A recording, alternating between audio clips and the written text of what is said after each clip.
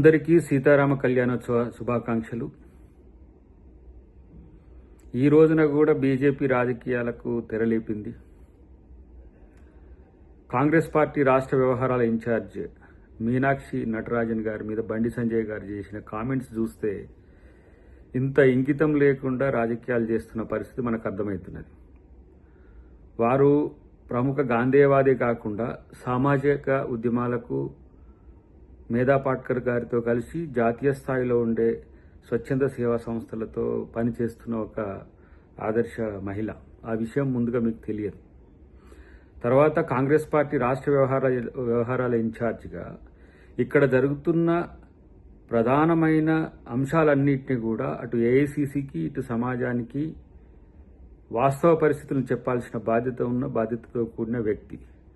కాబట్టి మీనాక్షి నటరాజన్ గారు ఎవరు ఇక్కడ కమిటీకి సంబంధించి చేయడానికి? మీరు ఫ్యాక్ట్ ఫైండింగ్ కమిటీ వేయండి, మోడీ గారిని పెట్టి వేయండి. మరి మీరు బీజేపీ ఇలాంటి ఏమంటాము అజ్ఞానపూరిత స్టేట్మెంట్స్ వల్ల మీ స్థాయి కేంద్ర మంత్రులు, మీరిద్దరు సహాయ మంత్రి అన్నా అందరు అసహాయ మంత్రి అని మిమ్మల్ని అంటున్నారు.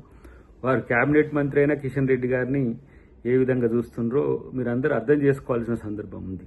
రెండవది, రాజమౌళి లేకపోతే సినిమా ఇండస్ట్రీలో ఉన్న చాలా మంది దర్శకులు మిమ్మల్ని చూసి భయపడుతున్నారట. మిమ్మల్ని అంటే బీజేపీని, బీఆర్ఎస్ని చూసి. మీ AI technology, artificial intelligence technology, గ్రాఫిక్స్ను మించి రాజమౌళి భయపడేంత స్థితికి, ఈర్షపడేంత స్థితికి మీరు తయారు చేసిన వీడియోస్ జాతీయ అంతర్జాతీయ స్థాయిలో ఈరోజు ట్రోల్ చేస్తున్న పరిస్థితి. దీనికి తప్పితే మీరు దేనికి పనికిరాని పరిస్థితి. జాతీయ అంతర్జాతీయ మీడియా మీ గుప్పిట్లో ఉంది కాబట్టి ఇక్కడ జరుగుతున్నదంతా కూడా జీవకారుణ్యంకు వ్యతిరేకంగా, పర్యావరణానికి వ్యతిరేకంగా ఉంటున్నట్టుగా మీరు ప్రచారం చేస్తున్న పరిస్థితి. ఇలాంటి పరిస్థితిని ఎదుర్కోవడానికి ప్రభుత్వానికి ఏం సమస్య లేదు.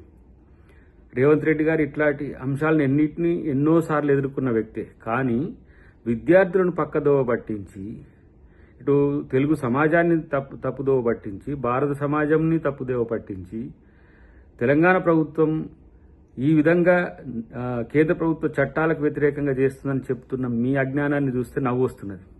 మీ విశ్వేశ్వరరెడ్డి గారే మంత్రులకు కలిసి వివరించినప్పుడు ఆ మంత్రులు ఏమన్నారో ఒకసారి తెలుసుకుంటే మంచిది.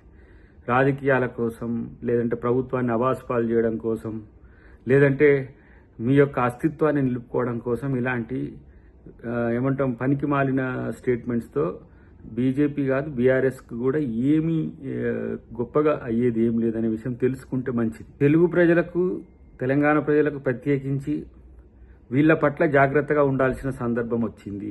ఎందుకంటే ఎక్కడైనా సరే అడవిలో ఏనుగులు, జింకలు, తర్వాత నెమళ్ళు ఒకే దగ్గర ఉండే పరిస్థితి చాలా అరుదుగా ఉంటుంది. కానీ వీళ్ళ గ్రాఫిక్స్ మాయలో పడి అన్నీ మర్చిపోయినారు. ఏది RRRలో కాక ఏ విధంగా రాజమౌళి చేసిండో ఆ ట్రిక్స్ అన్నీ కూడా బీఆర్ఎస్, బీజేపీ, సోషల్ మీడియా చాలా సమర్థవంతంగా వాళ్ళ యొక్క టీమ్స్తో పనిచేస్తున్నది. కానీ ప్రకృతి ప్రేమికులైనా, ప్రజాస్వామికవాదులైనా, సమాజమైన ఆలోచించాల్సింది ఏంటంటే అక్కడ ఉన్న పరిస్థితులు ఏంటి, వీళ్ళు క్రియేట్ చేస్తున్నవి ఏంటి అనే విషయాన్ని తెలుసుకుంటే మంచిది. ఎందుకంటే ఇట్లా రేపటి రోజున ఏ విధమైన అంశాలకైనా దిగజారడానికి బీజేపీ, బీఆర్ఎస్ ఎలాంటి బేసిజాలకు ఉండదు. ఇలా వాళ్ళు చేస్తున్న తప్పును కప్పిపుచ్చుకోవడానికే ఎట్లా ప్రయత్నాలు చేస్తున్నారో మనం చూస్తున్నాం.